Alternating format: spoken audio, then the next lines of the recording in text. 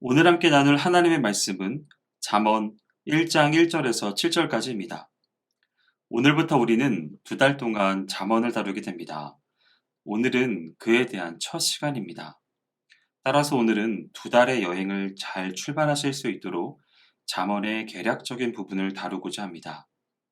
따라서 오늘 큐티의 분량이 조금 긴 것에 대해 미리 양해를 구하고 지금 들으시는 시간이 좀 분주하시다면 여유 있으실 때 다시 들어보시기를 권면합니다. 잠언과 비슷한 말들로 쓰여지는 말들을 먼저 살피고자 하는데요. 잠언과 비슷하게 쓰일 수 있는 단어들은 어떤 것들이 있을 것 같으세요? 먼저는 격언을 예로 들 수 있을 것 같습니다. 격언은 바로잡다의 뜻을 담고 있습니다. 바로잡는 말이라 할 수 있죠. 그 다음으로 생각해 볼 수 있는 단어는 속담이 있습니다. 속담은 민중적 지혜로 지금까지 살아남은 말로 경험을 통해서 얻은 지혜를 언어의 형태로 구조화시킨 것이라 할 수 있습니다. 속담은 금방 수긍이 되고 기억도 잘 됩니다. 잠언을 영어로 하면 흔히 프라버브라고 합니다. 프라버브는 앞이라고 하는 전치사의 프로와 버브라고 하는 말의 합성어로 삶을 살아갈 때 필요한 것들을 미리 말해주는 것이라 할 수 있습니다. 마지막으로 생각해 볼 수 있는 것은 아포리즘이라고 하는 것도 있습니다. 아포리즘은 삶의 교훈을 간결하게 표현한 말입니다. 이는 격언과 속담과 비슷한데요.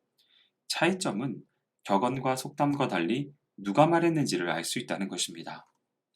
예를 들면, 인간은 생각하는 갈대다 라고 하는 유명한 말이 있습니다. 누가 말했죠? 네, 맞습니다. 파스칼이 말했습니다. 따라서 이 말은 파스칼의 아포리즘이라고 합니다. 이렇게 잠언과 비슷하게 사용할 수 있는 단어들이 많습니다. 그럼 오늘부터 읽을 잠언은 어떤 말인가? 잠언의 잠은 바늘잠이라고 하는 한자어입니다. 즉, 잠언은 찌르는 말이라고 하는 것입니다. 나의 둔감해진 영혼을 찔러서 살아나도록 해주는 말들이라고 할 수 있습니다.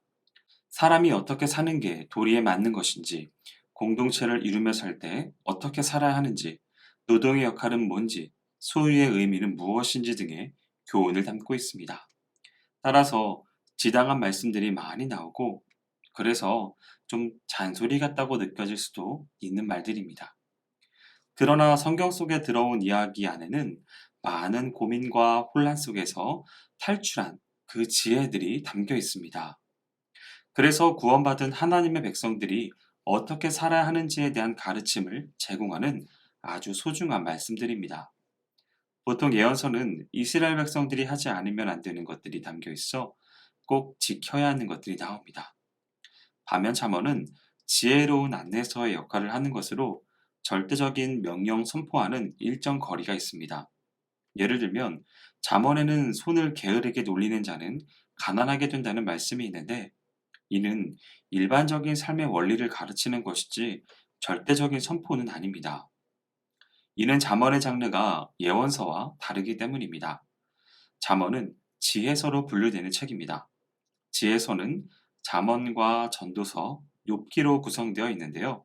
실제로 잠언을 제대로 이해하기 위해서는 전도서와 욥기를 함께 읽고 그 안에서 말씀하시는 바를 전체적으로 이해하는 가운데 잠언의 자리를 잘 찾아가는 것이 성경을 바로 이해하는 데 유익합니다. 그 중에서 매일 성경 큐티는 오늘부터 우리를 잠언으로 초대하고 있습니다. 잠언의 핵심 주제는 1장 7절에 나와 있습니다. 바로 여호와를 경외하는 것이 지식의 근본이라는 것입니다. 그런데 이 말은 31장 30절에도 나와 있습니다. 여호와를 경외하는 여자는 칭찬을 받을 것이라고 말이죠. 잠언은 이렇게 여호와를 경외하라는 말이 처음과 끝에 나와 괄호를 치면서 그 사이에 여러 말들이 나오는 구조를 띠고 있습니다. 이를 인클루지오 형식이라고 합니다. 수미 쌍관법이라고도 하는데요. 글의 처음과 끝부분에 같은 구절을 반복하고 그 가운데 내용을 집어넣는 구조를 말합니다.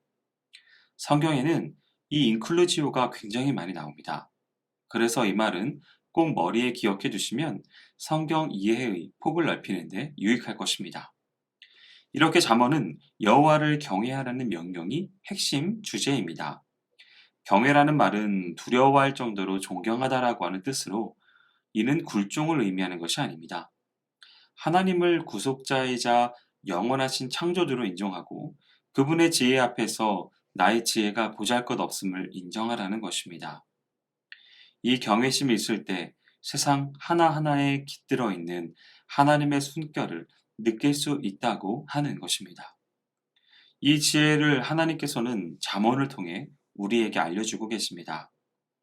잠언은 솔로몬이 주요 저자라고 알려져 있습니다. 가장 많은 부분을 작성하여 그렇습니다.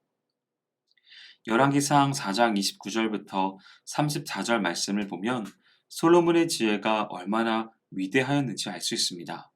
그 말씀을 보면 하나님이 솔로몬에게 지혜와 총명을 심히 많이 주시고 또 넓은 마음을 주시되 바닷가의 모래같이 하시니 솔로몬의 지혜가 동쪽 모든 사람의 지혜와 애굽의 모든 지혜보다 뛰어난지라. 그는 모든 사람보다 지혜로워서 예스라 사람 에단과 마홀의 아들 헤만과 갈골과 다르다보다 나음으로 그의 이름이 사방 모든 나라에 들려더라. 그가 잠언 3,000가지를 말하였고 그의 노래는 1,005편이며 그가 또 초목에 대하여 말하되 레바논의 백향목으로부터 담에 나는 우슬초까지 하고 그가 또 짐승과 새와 기어다니는 것과 물고기에 대하여 말한지라. 사람들이 솔로몬의 지혜를 들으러 왔으니 이는 그의 지혜의 소문을 들은 천하 모든 왕들이 보낸 자들이더라 라고 하였습니다. 여기서 주목해야 할 것은 솔로몬의 지혜는 하나님이 주신 것이고 넓은 마음을 주셔서 학습하는 데 관심이 많도록 해주셨다는 것입니다. 이를 토대로 하여 그는 잠언도 많이 지었을 뿐만 아니라 초목에서부터 짐승과 물고기에 대한 지식도 풍부했다고 전하고 있습니다. 이 솔로몬이 잠언의 메인 저자인데요. 실제로 저자를 중심으로 하여 잠언을 구분할 수 있습니다. 지금부터 잠언의 저자를 알려드릴 건데요. 성경을 펴셔서 형광펜으로 표시를 해두시면 잠언의 저자를 확인하는 데 도움이 되실 것입니다. 그리고 잠언의 단락을 구분하는 데도 도움을 얻으실 수 있을 거예요. 먼저 1장 1절을 보면 다윗의 아들 이스라엘 왕 솔로몬의 잠언이라고 나옵니다. 여기서 다윗의 아들이라고 표현한 것은 이것이 하나님과의 언약 공동체에서 나온 지혜라는 말을 강조하기 위함입니다. 그리고 이스라엘 왕이라는 표현이 나온 것은 진정한 이스라엘 왕이 하나님이시므로 이 지혜가 하나님으로부터 나왔다는 것을 말하고자 함입니다. 즉 다윗의 아들 이스라엘 왕 솔로몬의 잠언이라는 말은 솔로몬 개인이 뚝딱뚝딱 하여서 만든 게 아니라 하나님이 주신 지혜라는 것을 강조하는 표현입니다. 이어서 10장 1절에 다시 솔로몬의 잠언이라고 나옵니다.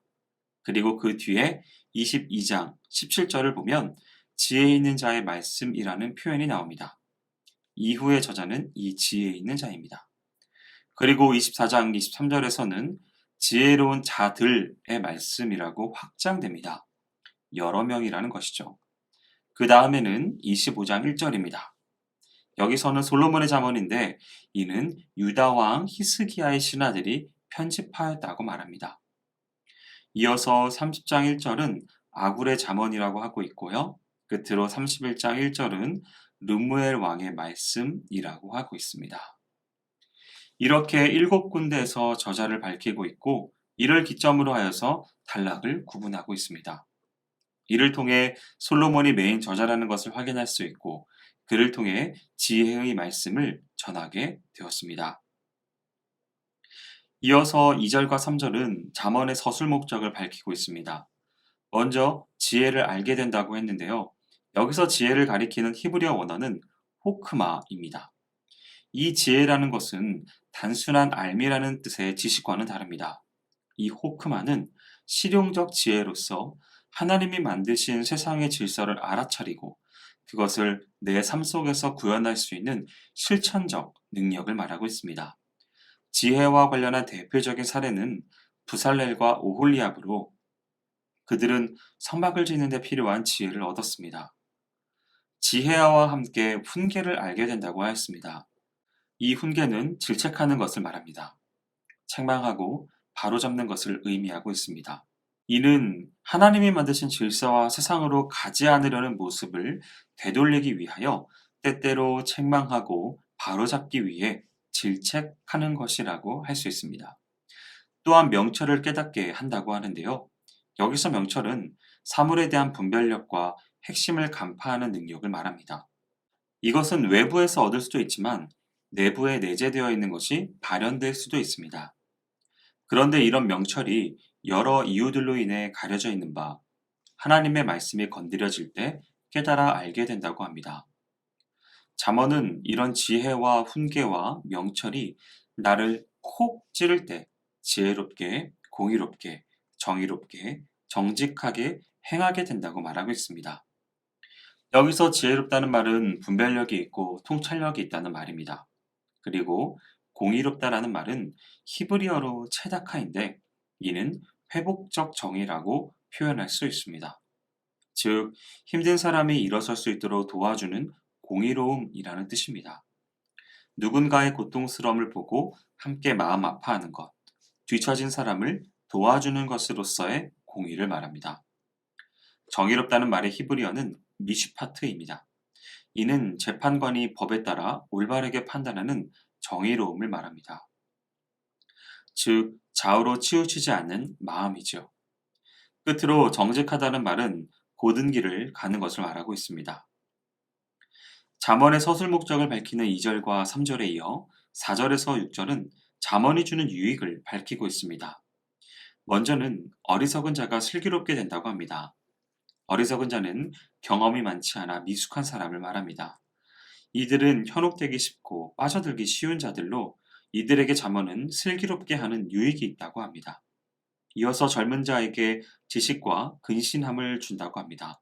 젊은 자는 아직은 연약한 부분들이 있는 존재로 그들에게 자신의 삶을 잘 살피고 분별할 수 있는 능력을 준다는 의미입니다. 하지만 잠언은 어리석거나 젊은 자에게만 유익이 있는 것이 아닙니다. 지혜 있는 자는 학식이 더하여지고 명철한 자는 지략을 얻게 된다고 하고 있습니다. 여기서 지략을 뜻하는 히브리어는 줄을 끌다라고 하는 뜻의 어근을 가지고 있습니다.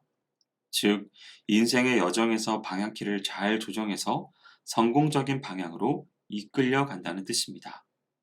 이렇게 도움이 필요할 것 같지 않는 자들에게도 유익이 있는 것이 잠언의 말씀입니다. 이렇게 잠언은 우리의 인생에서 너무나 큰 유익을 제공해주는 귀한 말씀으로 세상의 지식과는 달리 이 지혜로 우리는 하나님을 경외하게 됩니다.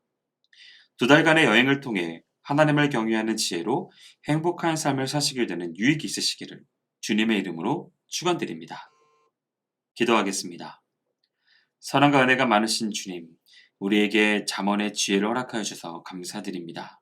이 지혜를 통하여 여호와를 경외하는 지식을 잘 습득하게 하시고 그렇게 살아갈 수 있는 귀한 시간이 될 수 있도록 인도하여 주옵소서. 행하실 주님을 기대하오며 모든 말씀 예수님의 이름으로 기도합니다. 아멘.